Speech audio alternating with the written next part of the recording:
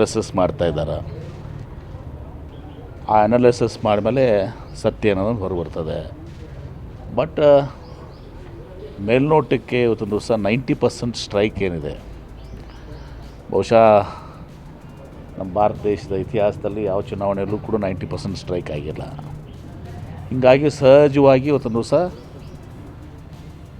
ಏನೋ ಒಂದು ರೀತಿಯ ಒಂದು ಸಂಶಯ ಉತ್ಪತ್ತನಾಗ್ತದೆ. ಅದೇನೇ ಇರಲಿ, ಇವತ್ತು ಜನ ತೀರ್ಪು ಏನು ಕೊಟ್ಟಿದ್ದಾರೆ, ಜನರ ತೀರ್ಪನ್ನು ನಾವು ತಲೆಬಾಗಿ ಒಪ್ತೀವಿ. ಮಹಾಗಠಬಂಧನಕ್ಕೆ ಯಾರು ಮತ ಹಾಕಿದ್ದಾರೆ ಅವ್ರಿಗೆ ಅಭಿನಂದನೆಗಳು ಕೂಡ ಸಲ್ಲಿಸ್ತೀವಿ. ಹೀಗಾಗಿ ನೋಡೋಣ ಅಂತ ನಮ್ಮ ರಿಸರ್ಚ್ ಟೀಮ್ ಏನಿದೆ ದೆಹಲಿಯಲ್ಲಿ ಏನೆಲ್ಲ ಅನಾಲಿಸಿಸ್ ಮಾಡ್ತದೆ, ಅದಾದಮೇಲೆ ಮುಂದೆ ಟೇಕ್ ಓವರ್ ಮಾಡ್ತಾರೆ. ನಾನೀಗ ಅದನ್ನು ಹೇಳುವಷ್ಟು ನನಗೆ ಸಂಪೂರ್ಣವಾದಂಥ ಮಾಹಿತಿ ಇಲ್ಲ. ಆದರೆ ಓಟ್ ಚೋರಿ ಆಗಿದ್ದು ಆಳಂದಲ್ಲಿ ನೋಡಿದ್ದೀರಿ, 75 ಪೈಸೆನಲ್ಲ ಒಂದು ಓಟಿಗೆ. ಅದಲ್ಲ ನಿಮಗೂ ಗೊತ್ತದು, ಹೌದಿಲ್ಲ ರೀ? 75 ರೂಪಾಯಿ ಅದಲ್ಲ ಒಂದು ಓಟಿಗೆ. ನೋಡಿ ಬಾಯಿ ಬಿಡ್ತಾಯಿತ್ತು ನೋಡಿ. ಹೀಗೆಲ್ಲ ನಮ್ಮ ಮಾಡಿದ್ದನ್ನು ನೋಡಿದ್ದೀವಿ. ಅಲ್ಲಿ ನಮ್ಮ ಪಾರ್ಲಿಮೆಂಟ್ನಲ್ಲಿ ಬೆಂಗಳೂರು ಇದರಲ್ಲಿ ಸೆಂಟ್ರಲಲ್ಲಿ ಆಗಿದ್ದನ್ನು ನೋಡಿದ್ದೀವಿ.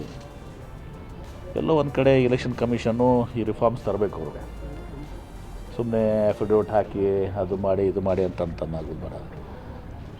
ರಿಫಾರ್ಮ್ಸ್ ತಂದು ಇವತ್ತು ದಿವಸ ಚುನಾವಣೆ ಪಾರದರ್ಶಕವಾಗಿ ಆಗಬೇಕು. ನಾವು ಕೇಳೋದೇನು, ಕಾಂಗ್ರೆಸ್ ಸಹಾಯ ಮಾಡೋದು ಕೇಳ್ತೀವ?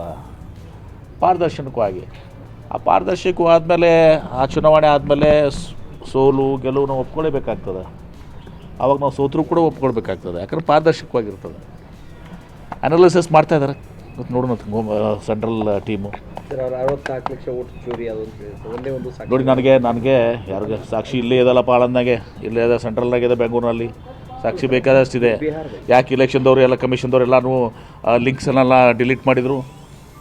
ಸುಮ್ಮನೆ ಬಿಡಿ, ಅದಲ್ಲ ಅದು ಬಿಡಿ. ಅದು ಬಿಹಾರದ ಬಗ್ಗೆ ನಾನು ಹೇಳ್ತೀನಿ, ಸೆಂಟ್ರಲ್ ಟೀಮ್ ಅನಾಲಿಸಿಸ್ ಮಾಡ್ತಾಯಿದ್ದಾರೆ.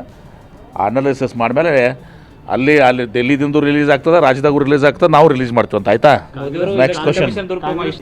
ಆದರೆ ಬಿಹಾರದಲ್ಲಿ ಚುನಾವಣೆ ಮುಂಚೆನೇ ದುಡ್ಡು ಹಾಕಿದ್ರು 10,000. ಹೌದು, ಅದು ಒಂದು ಕಾರಣ. ಬಿಹಾರದಲ್ಲಿ ಮಹಾರಾಷ್ಟ್ರದಲ್ಲಿ 6 ತಿಂಗಳು ಮೊದಲು ಹಾಕಿದ್ರು ಲಾಡ್ಕಿ ಬಹನ. ನಾವು ಸರ್ಕಾರ ಬಂದಮೇಲೆ ಗ್ಯಾರಂಟಿಗಳನ್ನು ಹೇಳಿದ್ದೀವಿ. ಮೊದಲು ಕೊಟ್ಟು ಇದು ಪ್ರಾರಂಭ ಮಾಡಿದ್ದಿಲ್ಲ. ನಾವು ಗ್ಯಾರಂಟಿಯನ್ನು ಹೇಳಿದ್ದೀವಿ. ಆ ಪ್ರಕಾರ ನಾವು ನುಡಿದಂತೆ ನಡೆದಿದ್ದೀವಿ. ಆರಿಶ್ ಬಂದ ಮೇಲೆ ಜನರಿಗೆ ಮಾತನ್ನು ಕೊಟ್ಟಿದ್ದು ಉಳಿಸ್ಕೊಂಡಿದ್ದೀವಿ, ನುಡಿದಂತೆ ನಡೆದಿದ್ದೀವಿ ನಾವು.